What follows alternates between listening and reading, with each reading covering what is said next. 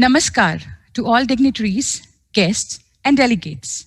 With great joy and immense exultation, I feel privileged to extend my warm welcome to all present today for the annual international conference on the theme Reimagining Business and Reskilling Workforce for Emerging Digital Ecosystem. Honorable Chief Guest of the day, Mr. Uttayo Rai Chaudhary, Vice Provost for Internationalization, University of Denver, US, Conference Chair and Keynote Speaker, Mr. Saurabh Goyal, President, Havells India Limited, Guest of Honor, Mr. Ravi Chandran Venkatraman, Founder, CEO, Alive Consulting and Smriti Academy, Shri Shishir Jaipuria Ji, Chairman, Jaipuria Group of Educational Institutions, Dr. Jiten Kumar Mishra, Director, Jaipuria School of Business, Dr. Tamira Shukla, Dean, Jaipuria School of Business, senior faculties, my colleagues from the academics and industry. Now, we have next dignitary to honor us with his presence is our guest of honor, Mr. V. Ravi Chandran. A global leader with a spanning experience of more than 30 years, he moved from banking to shared services and currently into education and consulting, leading large remote multicultural teams, developing and executing business relevant strategies, and developing key talent are his core competencies. Alive Consulting is into leadership development and design. He has worked with organizations like Hewlett Packard and ANZ Bank. I would like to request you to enlighten our audience with your thoughts. Over to you, sir. Thank you, Dr. Chaturvedi. I'd like to thank the Jaipuria School of Business for giving me this opportunity, and actually Uttayo for identifying that I could be part of this August gathering. It's amazing having heard Shishir Ji and Saurabh. You'll see that few of the slides that I have are going to continue where you left off. Or could be, in some cases, a little bit of a precursor, because my talk will go back to 2003 when our first robo was introduced in our shared service organization. So I'm going to share my screen now.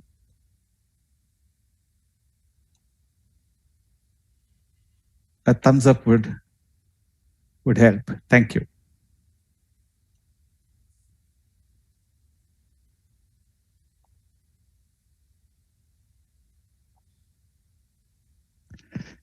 Okay, so the primary focus of today's conference is on reimagining business and what resultant skill sets will happen in a digital ecosystem. And this digital ecosystem actually assumes all demographics coming in. So whether it's that street vendor who's selling vegetables, to a kirana shop, to an electric vehicle being sold, to what's happening in a back office, which was something that I led, where it's shifting from a front office, back office, middle office to a one office concept. Everything is being woven around and various demographics are being brought in together. And as Saurav mentioned earlier, there's a whole load of interaction which is happening at literally the speed of light or even faster than that, digitally, and fulfillment is happening partially in the digital world and partially in the real world, physical world as we see it. An example I will give you is this one office concept where the underlying business model itself has started changing. Take insurance for example. Even 5-7 years ago, some agent would turn up to your house if you had to renew your say vehicle policy, and then take your check from you, and actually the policy will get couriered to you. Today, what do? You have the option of going to policybazaar.com and actually pick from 7, 8, 10 different competing companies and decide who's going to insure your vehicle. So you have the freedom to do that. So it's democratized in that way. And then you click and through a payment gateway that's connected to your bankers, you're done with, and the next minute your policy is there online with you to print out. So just imagine the sales person, insurance agent who turned up to the company where he went to and submitted the check, who cleared the check. So there was a back office over there, to someone else who wrote up and printed out the insurance document, policy document, and couriered it to you. All that has now collapsed into your computer or even your mobile. And the whole front office, back office, whatever we saw is now one office with amazing customer experience, because all this is done and dusted in 10 minutes or probably lesser. Now, this is what is happening in our world today as digital takes over, and the fulfillment through digital is immensely more convenient and faster than what we were used to. So this we call the cyber physical age.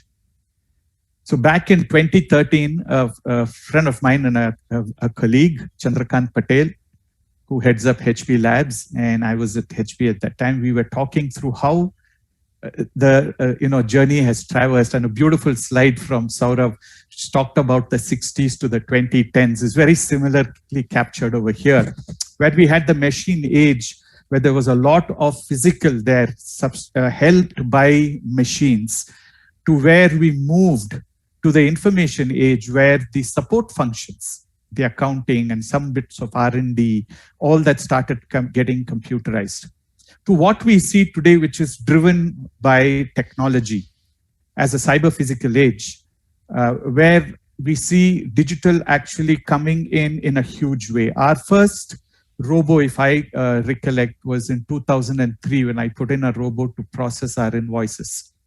When that robo came in and started processing invoices, and mistakes were happening in those processing, that is when we started realizing how actually reskilling becomes essential. And I will share this example at a later stage for you.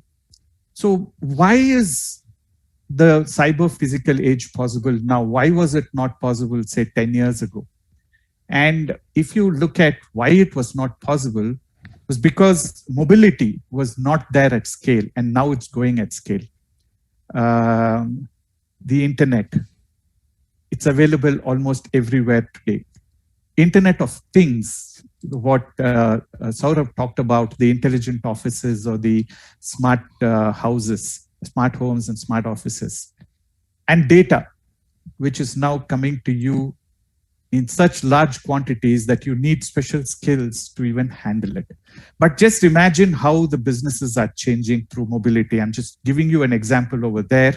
The 3 pictures over there shows you how the original ATM was in a building, and then to make it convenient for customers in many parts of Europe and US, they shifted it to vans, large trucks like this, which would go from location to location.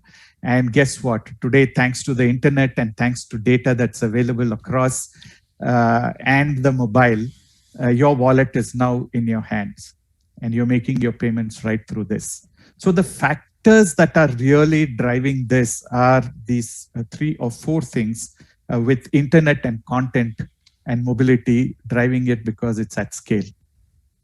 So what does this all lead to? This leads to what I call as a multidisciplinary workforce requirement. I'm going to give you 2 examples over here. Look at what the Internet of Things and what the technology has done to Asian Paints. So Asian Paints used to sell paints, does sell paints still. And they would recover at around 6 rupees per square foot of building constructed would be their realization. Today, Asian Paints sells painting as a service. And so when you look at Asian Paints revenues today, a large part of it is now beginning to come from painting as a service. And there the realization is close to around 100 rupees per square foot. So where is 6 rupees to where is 100 rupees? And this was possible because initially they introduced, hey, you can take a look at, log into your computer, get onto our website, put the dimensions of your room, select the colors that you have, and then see how it looks. To now, you know, the advertisement, if you see the advertisement of Asian Paints, they'll tell you, hey, pick the phone, call us, and somebody will come and finish the painting for you. So you're not running around buying paint, you're not running around trying to figure out a painter. All that is available for you. A factory quality manager is the second example that I'll give you. And this was the example I was talking to you earlier. So we pushed through a bot in 2003 and for invoice processing, and the bot started making some mistakes, and these mistakes were being picked up by my quality team. And earlier the quality team would go across to the person who was making a mistake and retrain that person. So they needed that domain knowledge to be sure that they knew exactly what kind of mistake that this person was making, and then land up over there and train that person. All of a sudden, they realized that they had to train a bot. And that meant coding, recoding the bot to make it function correctly. So the domain knowledge was needed to figure out what mistakes the bot was making. But they also needed knowledge of coding to go back and train the bot correctly. Now, of course, there are more and more complexities which have been brought in through artificial intelligence and machine learning, and machines are self-correcting now. You also have a whole load of other technologies that are available. But you can imagine the skill set of a quality manager moving from just domain to domain plus technology. And just imagine how these skills will change across the world, across different businesses, and across different services that are going to come up over here. So domain and technology driving a multidisciplinary workforce is how this whole digital ecosystem is changing this world. So there are few skills that will therefore become essential in the long run. I will just take these 4 or 5 that I've circled out for you and actually focus on 1 or 2 of them.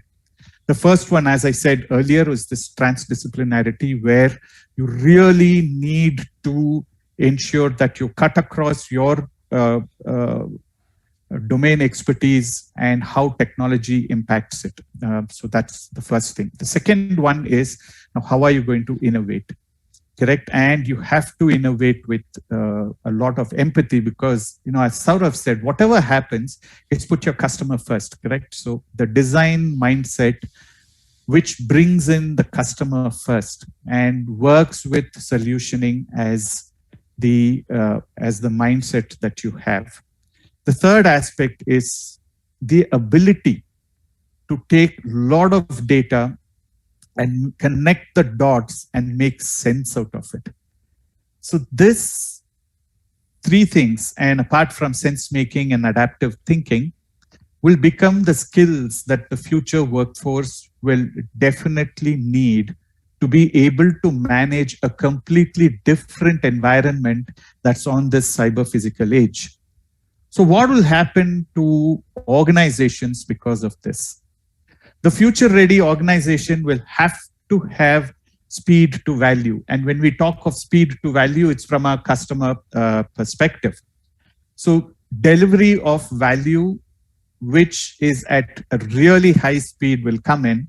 And what will happen is, as Mr. Jaipuria mentioned earlier, collaboration, radical collaboration in this sense. And when I talk of radical collaboration, I'll give you the example of what Tesla did in 2014, where they just, you know, as they looked at their electric vehicles, and they came up with a very clear strategy, which was a strategy which is an art of exclusion. And that's the first point over there, the clarity of purpose, where Tesla said, hey, I am going to manufacture cars. And guess what? Everything else around it, the ecosystem around it, needs to be built in a way that it can contribute to the economy to participate in our car building. So they just opened up all their designs and everything to and made it open source available to anyone and everyone in 2014 itself. And so this was something that helped them build the ecosystem of their car.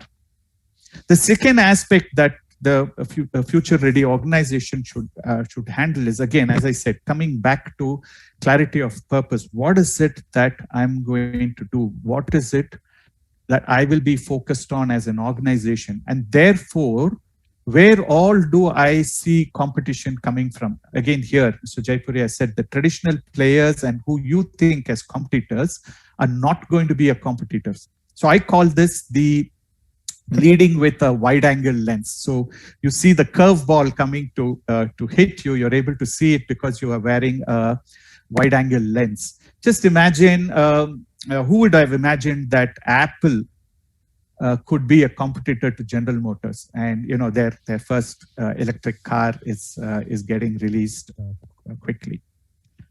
Another aspect which the future ready organization will have to focus on will be innovation. A normal thing, but Xerox brought in a phenomenal concept back in the early 2000s, where they talked of fail fast to innovate. So they built the organization, their culture, their HR systems and processes to accommodate failure. So just imagine, you typically have targets, correct? And if you don't meet the target, you're not getting your bonus or you're not going to get your salary increase. But at Xerox, the top-notch scientists, they would work on 10 projects and 8 of them could fail. But they still got their bonuses because the concept was keep thinking radically different, fail fast, surely you will succeed in a few of them. So this was very beautifully documented and done by Xerox. Finally, there would be massive amount of data that's going to be hitting you. So how would you take those decisions based on data? I'm going to end the talk now with an example of, and want you to imagine this scenario, which is playing out now as we talk, but imagine this scenario and you will get to know how the future organization needs to work with data and technology for its products and its services. So you're getting into a car, electric vehicle that's being manufactured by, let's say, Ford. It's a self-driven car, so you're not driving. And this car has Google Android system and Google Maps and navigation systems loaded into it. And then it also has the Alexa from Amazon loaded onto the car. So you get into the car and Alexa tells you, hey, you're going to get into a meeting right now. So get ready for your meeting. And then she also dials you into the meeting and switches on your mic systems and everything which is there in the car. But the car already has the mics and other things integrated into it, and you're chatting. And Saurav's smart home, Saurav's enabled smart home fridge suddenly realizes that, guess what, the milk is running out. So sends a reminder to you stating, hey, on your way back, please get milk. But at this time, the GPS in your mobile has already been read by Google's systems, and the GPS data says that you're traveling by this road, and data is now being processed. And somewhere, some marketing agency who's pulling down all this data is realizing that you're passing by this road. You typically take this road on at once a month, where you stop at this particular shop. And what do you buy? You go buy shampoo over here. So as they are processing this data, they realize, what, he's going to go by this road. He's going to stop in a different shop. He's going to buy milk. So let's do one thing, because his fridge talked to him, correct, and asked him to buy milk. So you're going there, and before you stop, you get an ad which comes up on your car, which says, hey, if you go to your regular shop, you're getting milk over there, and you're going to get your shampoo there at a 30% discount. And so a targeted ad has come to you. and you just ask your car to speak to your car and say, hey, just go back to my usual shop, and you land up there. This is what is going to happen to us. We are living through this, and we are going to see a completely different and future-driven organization. And all of us will have to be nimble enough to continue to unlearn, learn, and relearn. I leave you with this thought in the slide. Change is definitely inevitable, but adaptation and survival are optional. Thank you. Thank you so much, sir. Thank you so much. Change is inevitable.